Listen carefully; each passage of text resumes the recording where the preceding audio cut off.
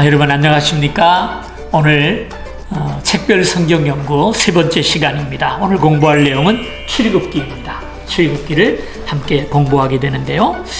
출애굽기는 창세기의 소편이다라고 이렇게 제목을 붙일 수가 있어요. 모세 오경하면 창세기, 출애굽기, 레위기, 민수기, 신명기 이렇게 5권의 책이죠. 5권이 다 모세가 썼기 때문에 서로 연관이 되어 있습니다. 근데 그 중에서도 창세기와 출애굽기는 아주 밀접한 관계가 맺어져 있어요. 왜냐하면 출애굽기는 창세기의 후편이기 때문입니다. 창세기가 인간의 타락을 이야기했다면 출애굽기는 그 하나님을 떠난 인간을 하나님께서 어떻게 구원하시는가 하는 구원의 이야기를 우리에게 보여주고 있어요. 그래서 출애굽기의 이야기를 보면 애굽에서 노예 생활을 하던 이스라엘이 어떻게 구원받았는가라는 것을 우리에게 보여주거든요. 근데 이 이야기의 배경을 가만히 들여다보면은 이것은 하나의 모델하우스의 역할을 하는 것 같아요. 어떤 모델하우스냐? 그 실체는 예수 그리스도십니다. 그리스도를 통한 구원이죠. 이 구원이 어떻게 이루어지는지를 출애굽기를 통해 우리에게 보여줍니다. 그래서 출애굽기를 예수 그리스도의 그림자다 이렇게 말을 할 수도 있는데요. 특별히 고린도전서 10장 이건 한번 여러분이 나중에 찾아보시면 좋겠어요. 적으셨다가 10장 1절에서 5절까지 말씀을 좀 여러분이 특별히 정독을 하신다면 그 이스라엘의 구원의 역사와 우리가 구원받는 역사, 구원의 여정을 비교하면서 이야기를 하는 것을 보게 돼요. 조금 이따 설명을 드리겠습니다. 자, 어쨌든 이제 출애굽기를 같이 공부를 해보십시다. 출애굽기는 창세기 후편이라 그랬는데요. 창세기 46장에 보면은 70명, 아브라함의 자손 70명이 애굽으로 들어가는 이야기가 나오죠. 애굽으로 들어가는 이야기가 나와요. 그리고 그 출애굽기가 이게 창세기 46장입니다. 그리고 출애굽기 12장을 보게 되면은 요 기간이 400년 걸렸죠. 그죠? 400년 동안에 70명이 들어간 아브라함의 자손들이 그래서 출애굽하는 것을 보게 돼요. 근데 창세기 15장 13절을 보면 하나님께서 아브라함에게 너희 자손이 이방에 객이 되어 400년을 거할 것이다 라는 예언이 나오는데요. 그 예언이 그대로 성취되는 것을 보게 됩니다.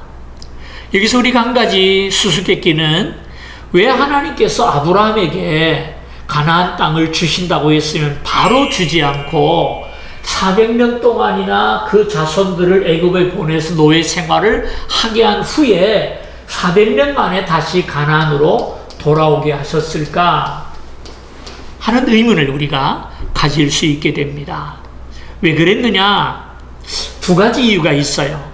첫째는 아브라함이 가나안에 들어갔을 때 그 가나안의 죄가 아직 하나님의 심판을 받기까지 무르익지를 않았다라는 거예요. 창세기 15장 16절을 보면 네 자손은 4대 만에 이 땅으로 돌아오리니 이는 아모리 족속의 죄악이 아직 가득 차지 아니함이니라 이렇게 말씀을 하고 있죠. 가득 차지 아니함이니라. 다시 말해서 하나님께서 가나안 땅을 심판하시기에는 그들의 죄가 아직 조금 꽉 차지는 않았다라는 것이죠. 그다음 2번째 이유는 아브라함의 자손을 보호하기 위한 것이다. 그로서의 공부하면서 제가 몇 번 말씀을 드렸습니다만은요.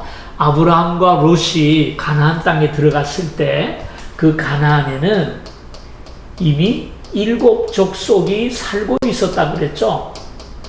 도시국가를 이루고 성경을 건축하고 살고 있었는데 그 틈바구니에 아브라함이 들어간 겁니다. 그리고 그 속에서 점점 하나님의 복을 받아 부자가 되게 될 때 그것은 그 지역 사람들에게 위협이죠. 그까짓 거 자라기 전에 빨리 밟으면 아무 문제가 없는 거죠. 그렇게 되면은 하나님의 구원의 씨가 밟혀버릴 수 있지 않겠습니까? 물론 그럴 일 없겠습니다만은요. 하나님께서 그들을 보호하시기 위해서 애굽이라는 큰 나라에 들어가서 400년 동안 살면서 60만 명 남자만 다 하면은 한 200만이다 이렇게 얘기를 하는데요. 200만의 수로 성장한 다음에 가나안으로 들어와서 하나님이 이스라엘을 통해 가나안을 심판하시고 그리고 그 가나안에 아브라함의 자손들이 정착하여서 하나님의 나라를 세우도록 이끌어 가신 것입니다. 출애굽기를 이야기하다 보니까 배경 설명이 좀 길었습니다. 왜 이스라엘이 출애굽을 했는가? 왜 가나안에 가지 않고 그들이 애굽에서 살고 있었냐 이야기를 잠깐 좀 나누었습니다.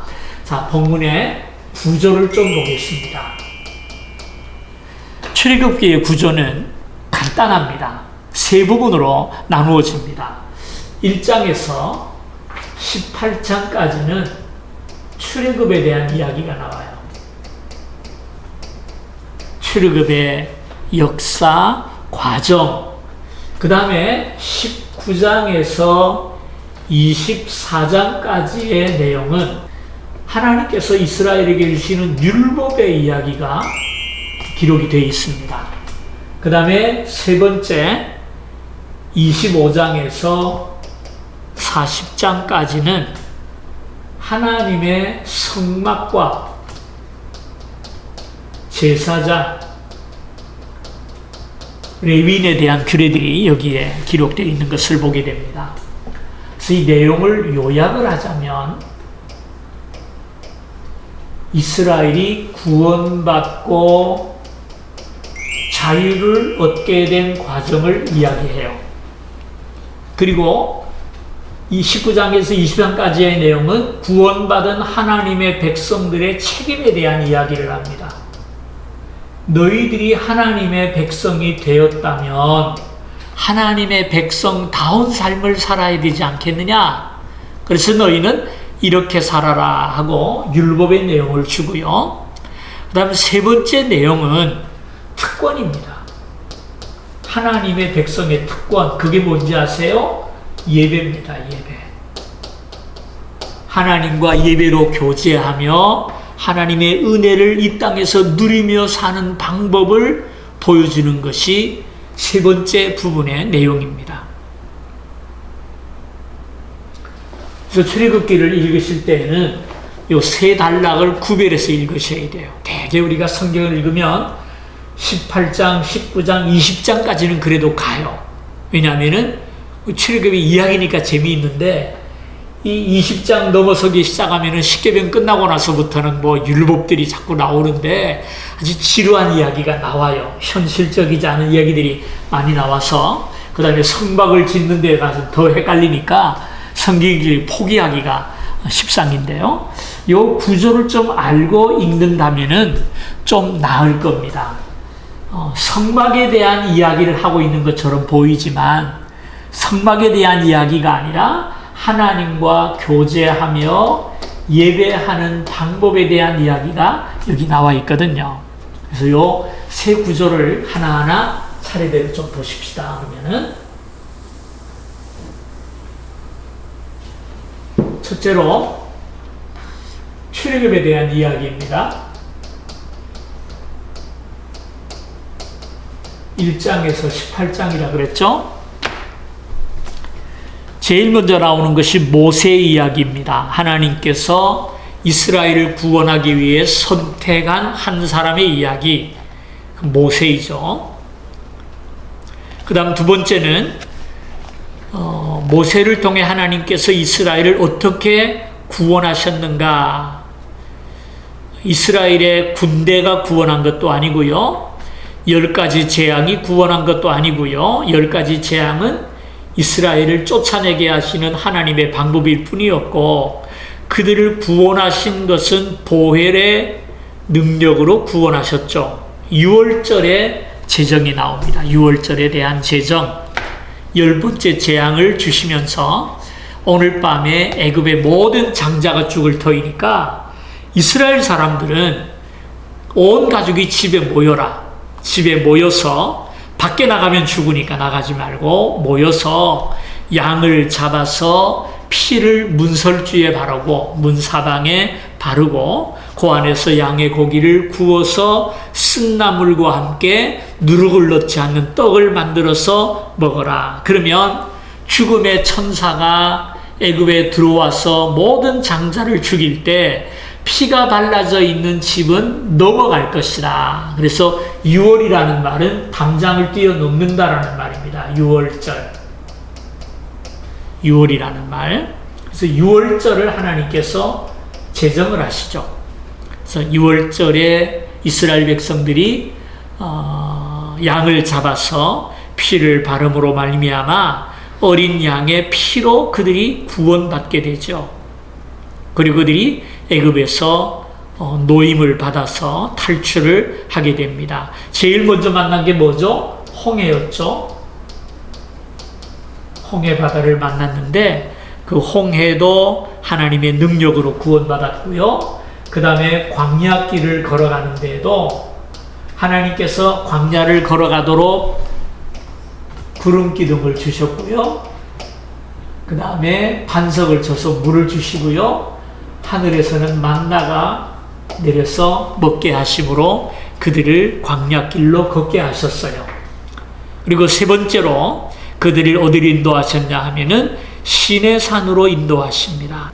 그래서 시내산에서 하나님은 그들에게 율법을 주시는데요. 두 번째 율법입니다. 율법. 시내산에 도착했을 때 모세가 백성들을 그 시내 광야에 머무르게 하고 자기는 혼자 여호수아를 데리고 산에 올라가죠. 시내산에 올라가서 40일 동안 금식 기도를 하죠. 하나님과 교통하다가 거기서 율법을 받게 됩니다. 모세가 받은 율법은 세 가지죠. 첫째는 계명을 받습니다. 십계명과 그 다음에 여러 가지 계명들을 받는데요. 예수님은 이 십계명을 둘로 요약하셨죠. 하나님을 사랑하고 이웃을 사랑하는 것이다. 마태복음 22장에 보면 나오는데요. 그래서 사랑으로 요약을 해주셨어요. 여러분 기억할 것이 사랑이 없이 율법을 지키는 것, 그것은 그냥 규칙을 지킬 뿐이지 아무 의미가 없어요. 하나님을 섬기는 것과 관계가 없을 수도 있어요.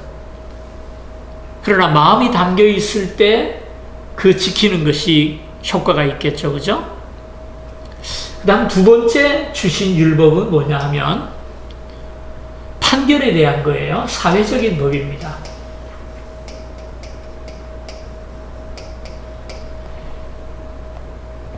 여자와 아이를 다 하면 200만이라 그랬는데 200만 명이 캠핑 생활을 한다고 합시다. 얼마나 서로 부딪히는 게 많겠습니까? 그럴 때 소유권이라든지 주인과 종, 안식일과 절기에 대해서 어떻게 그들을 판결할 것인가, 판결법이죠. 그 다음에 세 번째는 종교적인 법입니다. 종교법. 이것을 가리켜서 우리가 도덕법이라고 얘기를 합니다. 도덕법. 그 다음에 사회법, 종교법. 이 세 가지가 모세가 받은 말씀이고요. 19장부터 24장까지의 내용이 세 가지입니다. 도덕법, 사회법, 종교법. 세 가지를 우리에게 보여주죠. 거기 4번을 보게 되면요, 교재를 보게 되면 4번에 율법을 주신 이유가 나오죠. 왜 하나님께서 율법을 주셨느냐? 율법은 뭐냐? 구원의 길이 아니라는 사실을 좀 기억했으면 좋겠어요. 출애굽기 19장에서 20장까지 나오는 율법의 말씀들은 구원의 길이 아닙니다. 그것은 하나의 의의 기준이다 이렇게 얘기했죠. 아브라함에게 하나님께서 계명을 안 주셨어요. 아브라함은 계명대로 잘 살았는데 하나님의 뜻대로 그 후대 사람들이 삶의 기준이 없으니까 하나님의 백성이라고 입으로는 떠드는데 삶의 기준이 없으니까 어떻게 살아야 될지를 몰라요. 죄를 지으면서도 죄인 줄을 몰라요. 하나님께서 그것을 알리기 위해서 하나의 기준을 주셨는데 그것이 바로 율법이라는 거예요. 율법이라. 그래서 우리 그리스도인에게 율법은 어떤 의미가 있느냐? 우리 그리스도인에게 율법은 하나의 어떤 모범이고 기준이지 그것이 구원에 이르는 길은 아닙니다. 은혜로 구원받은 백성들이 이제 내가 어떻게 살아야 될까 할 때 그 기준이 율법이에요. 그 기준이. 애굽을 나온 이스라엘 백성이 이제 우리가 하나님의 백성이 됐는데 어떻게 우리가 살아야 되지? 그 기준이 뭐라고요? 율법이에요. 똑같은 겁니다. 근데 율법에는 몇 가지 약점이 있죠. 첫째는 한시적인 겁니다. 영원하지를 않아요. 영원하지를 않아요. 갈라디아서 3장 17절, 18절을 보면 그런 이야기가 나오죠. 그 다음 두 번째, 여기 보면은 율법은 초등교사다 그랬는데 옛날 우리 성경에는 몽학선생이라 이렇게 썼어요. 그죠? 옛날 번역. 지금 번역은 초등교사. 초등학교 교사를 말하는 것은 아닙니다. 이게 무슨 얘기냐면 옛날에 그 주인의 아들들이 학교를 가야 될 거 아닙니까? 그럴 때 이제 종들 중에서 좀 똑똑하고 그런 친구를 뽑아가지고 아이들을 데리고 학교에 데려다 주게 만듭니다. 그러면 그 종은 주인의 아들을 데리고 학교까지 가서 학교에 넣어주죠. 그러나 그런 사람을 몽학선생이라고 불렀다고 그래요. 몽학선생. 아이들에게 직접 가르친다라기보다는 아이들을 학교로 안내가고 또 데려오고 하는 일을 하는 것이 몽학선생이다. 그러니까 율법이란 뭐냐? 우리를 그리스도께로 인도하는 교사이지 우리를 구원하지를 못합니다. 세 번째 율법은 뭐냐? 반면교사다.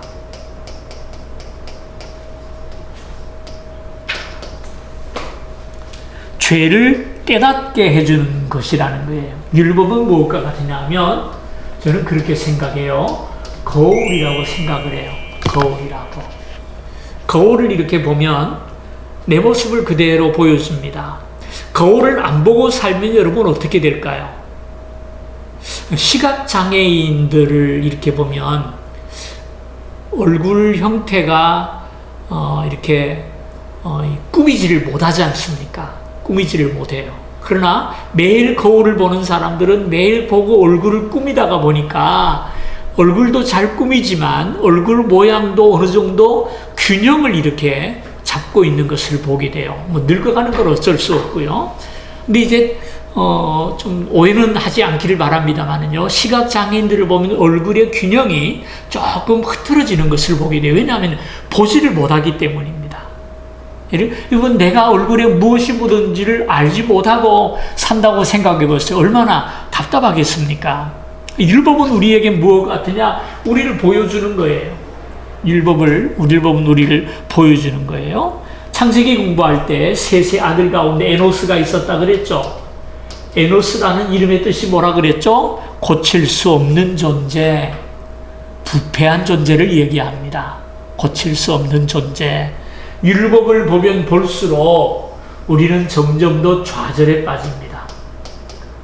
우리는 점점 더 좌절에 빠집니다. 왜?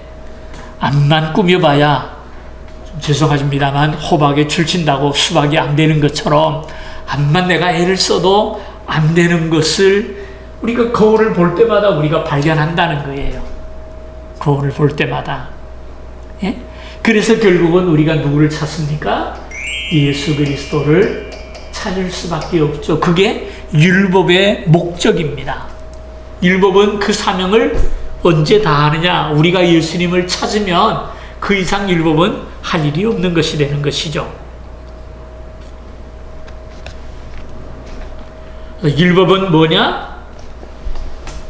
율법이 뭐냐? 율법은 구원의 수단이 아니다. 구원의 방편이 결코 아니다. 그럼 뭐냐? 율법은 우리를 그리스도께로 인도하는 몽학 선생일 뿐이다. 그 다음에 세 번째, 구원받은 성도들이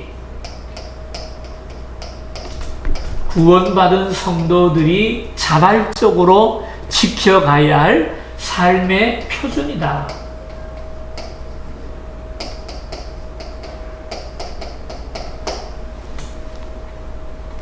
물론 여기 율법에 아까 말씀을 드린 대로 도덕법이 있고요, 사회법이 있고요, 종교법이 있다고 그랬죠.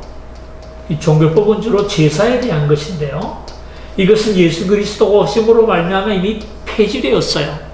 그러나 이 도덕법과 사회법은 아직도 우리에게 삶의 표준으로 존재할 수가 있어요.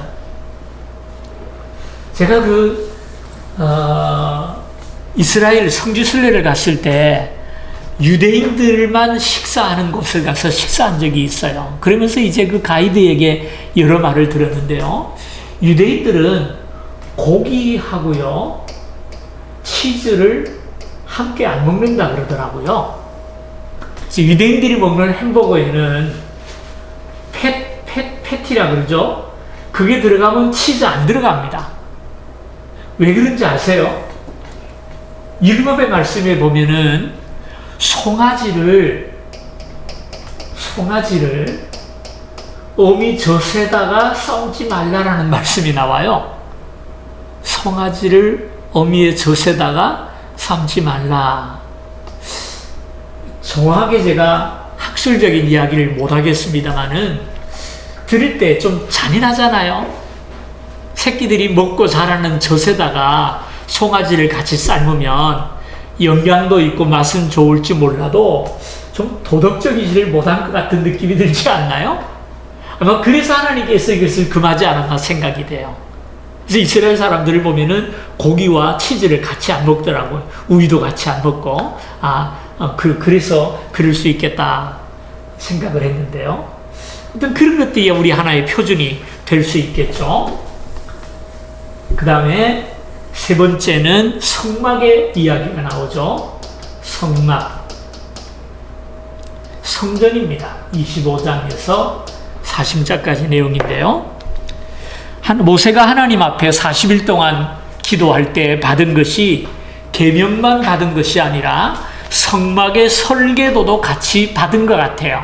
거기서 성막을 보았어요. 하늘의 성전을 보았어요. 그걸 이 땅에 구현한 것이 성막인데요. 근데 그것을 가지고 내려왔을 때 백성들은 뭐하고 있었어요? 금송아지를 만들어 놓고 이것이 우리를 구원한 신이다 라면서 그 금송아지를 섬기고 있었어요. 그들을 책망하고 그 금송아지를 가루로 만들어 가지고 백성들에게 다 먹게 하고 아무것도 아니라 라는 것을 이야기하고 이제 드디어 성막을 건축하죠. 성막을 건축하는데요, 이 성막은 그 구조를 보면은 십자가 모양을 가지고 있어요. 뜰이 이렇게 있고요, 문이 있습니다. 그리고 요 안에 제단이 있고요, 그 다음에 물두멍, 큰 세숫대야가 있고요, 그 다음에 여기에 성막이 있습니다. 성막이 있는데 둘로 나눠져 있죠. 여기는 성소라 그러고 여기는 지성소라 그럽니다. 지극히 거룩한 곳이라는 얘기겠죠. 그래서 성소에는 세 가지가 있어요.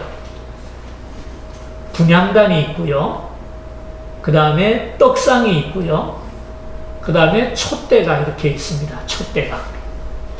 그리고 여기 휘장을 제치고 지나가면은 법궤가 있어요. 법궤. 그래서 법궤는 하나님의 임재의 상징인데요. 하나님을 뵙기 위해서는 제단에 제물을 드리고 나의 죄를 깨끗이 씻은 다음에 성소에 들어가서 주님을 뵐 수 있어요. 그리고 주님과 만나는 교통의 통로가 뭐냐? 성령의 조명과 그 다음에 우리의 기도와 하나님의 말씀의 떡, 생명의 양식인 떡을 상징하는 이 진설병, 이 세 가지를 통해서 하나님과 교제하는 것. 그래서 이 모습을 보면 십자가 형태를 띠고 있어요. 그래서 성막은 뭐냐? 예수 그리스도를 우리에게 보여줘요. 우리가 어떻게 하나님 앞에 나아가느냐 하는 방법을 보여줍니다.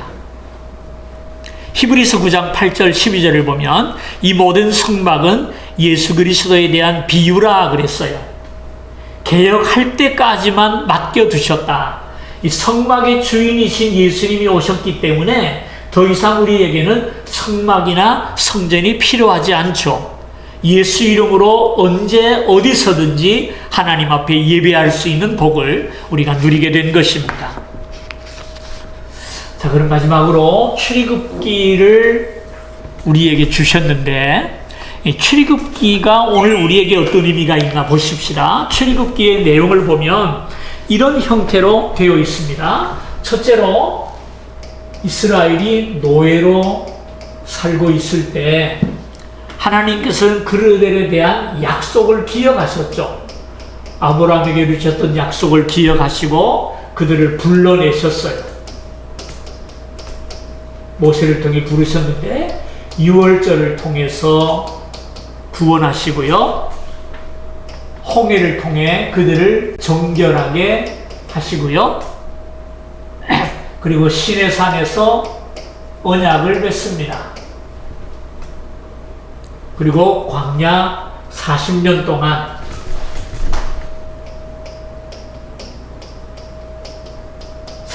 동안 그들을 시내산 율법을 통해서 훈련하시고요. 결국 그들을 가나안으로 인도하시죠. 요 사이에 있었던 것은 하나님과 예배와 교제를 나누는 성막이 그들 가운데 함께 했어요. 이것이 애굽의 노예로 살던 이스라엘이 가나안 땅에 들어가는 과정인데요. 출애굽기의 요약입니다. 근데 이것을 가만히 보면 오늘 우리의 구원과 너무나 흡사해요. 오늘 우리들도 노예로 살고 있잖아요.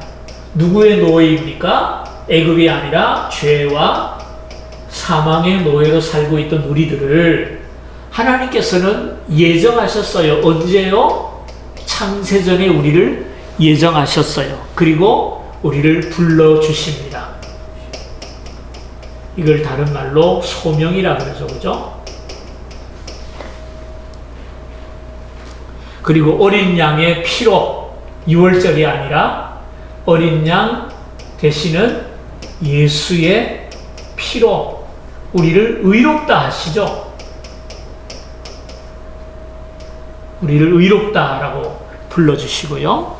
그리고 홍해를 건넌다. 세례를 통해서, 세례와 성찬을 통해서 우리를 새롭게 하시고 우리에게 새 언약을 주셨어요.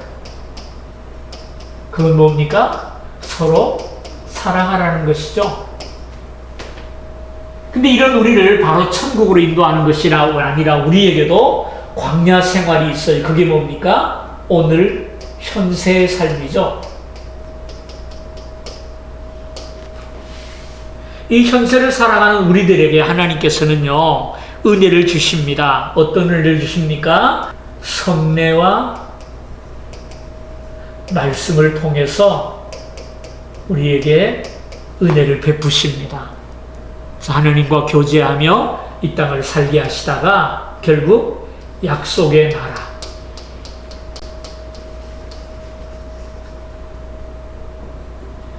영광의 천국으로 우리를 이끌어 주시죠. 그죠? 이걸 우리가 영화라고 말을 합니다. 여기는 성화라고 말을 하고요. 우리를 거룩하게 만들어 가십니다. 여기 보니까 이걸 보게 되면 결국은 출애굽기는 예수 그리스도의 모형이다. 우리의 구원에 대한 어떤 청사진이 이미 출애굽기 속에 다 들어가 있어요. 출애굽기를 보면서 우리가 어떻게 구원받게 되었는지를 알게 되고요. 출애굽기를 통해서 우리가 어떻게 살아야 할지, 이제 우리가 하나님의 백성이요 하나님의 사람이 되었다면 어떻게 살아야 할지를 우리에게 보여주십니다. 좀 여러분이 적어두시면 도움이 될 것 같으네요. 그 다음에 또 한 가지 좀 기억해 보십시다. 이 창세기 출애굽기 성경을 공부할 때 내용도 중요하지만 마지막에 드리는 말씀을 잘 좀 기억을 하셔야 됩니다. 이스라엘이 애굽을 나와서 가나안까지 가는 과정 40년이 걸렸잖아요. 근데 왜 그렇게 오래 걸렸을까? 사실은 그렇게 안 걸리거든요. 이스라엘 땅을 보면은 이렇게 생겼어요. 여기는 나일강이 이렇게 뻗어나와서 흘러가는 애굽이에요. 애굽.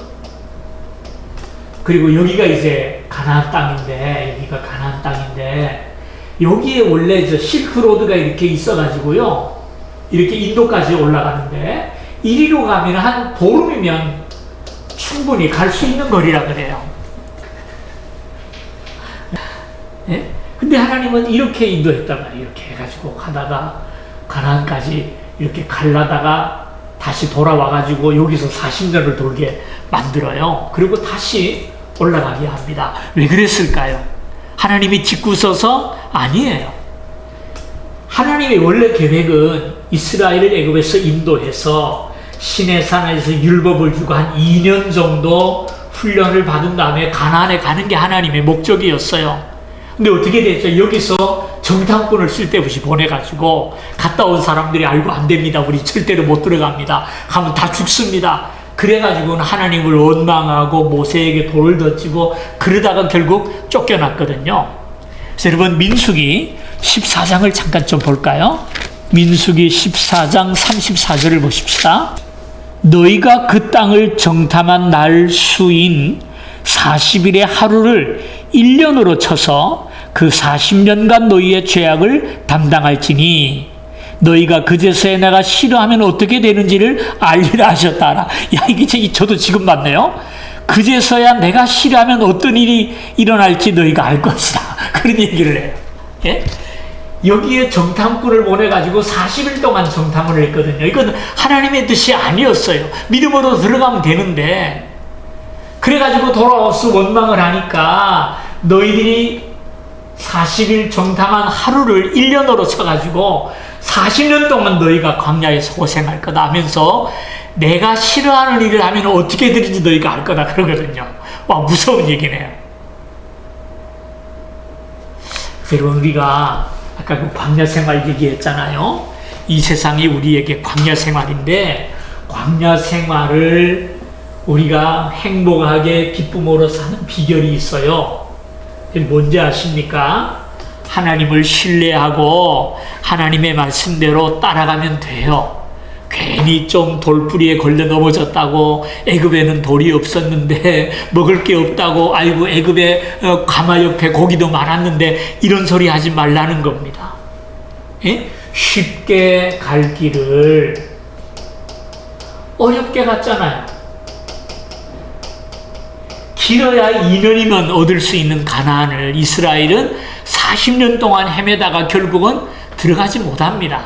광야에서 태어난 자녀들만 들어가요. 왜 그랬어요? 하나님을 신뢰하지 않았기 때문이에요. 여러분, 우리 그리스도인이 사는 법이 저는 여기 있다고 생각해요. 그래서 말씀대로 순종하며 살면 평탄한데, 요 잔머리 굴리고 엉뚱한 짓을 하다가 결국은 다 잃어버려요. 예? 여러분, 그런 어리석은 자가 되지 말기를 바라고요. 무엇보다도 애굽을 그리워하지 말기를 바랍니다. 하나님이 제일 듣기 싫어하는 소리가 뭔지 압니까? 애굽이 더 좋았다라는 거예요.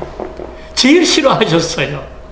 애굽의 풍요가 아무리 커도요, 가난만 못합니다.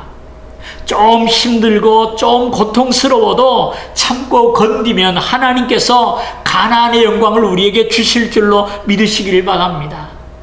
애굽을 그리워하면서 세상을 구하다가 하늘의 영광과 소망을 잃어버리는 어리석은 자가 되지 말기를 바라요. 그래서 출애굽기를 보면서 우리가 발견해야 할 것은 이 광야 생활을 어떻게 살아야 할 것인가. 성막의 이야기가 복잡하고 어렵지만요, 그 말씀을 잘 읽어보면은 우리 삶에 적용할 일들이 얼마나 많은지 몰라요. 지루하다고 이해가 안 된다고 덮지 말고 묵상하고 깊이 생각할 때 그 속에서 이 광야 생활을 기쁨으로 살아가는 방법을 우리에게 보여준다는 생각을 가지고 말씀을 읽으면 여러분들에게 큰 유익이 되는 말씀이 출애굽기라고 저는 생각을 합니다. 자, 이번 한 주간 동안 지난 주간에 창세기 읽으셨죠? 출애굽기 꼭 읽으십시다. 오늘 말씀을 공부한 것을 생각하면서 이 책을 더듬어 보면서 출애굽기를 읽어나가신다면 많은 도움이 될 줄로 압니다. 자, 오늘 출애굽기 여기까지 마치겠습니다. 한번 기도하겠습니다. 하나님 고맙습니다. 책별 성경 연구가 시작되고 벌써 3일째가 되었습니다.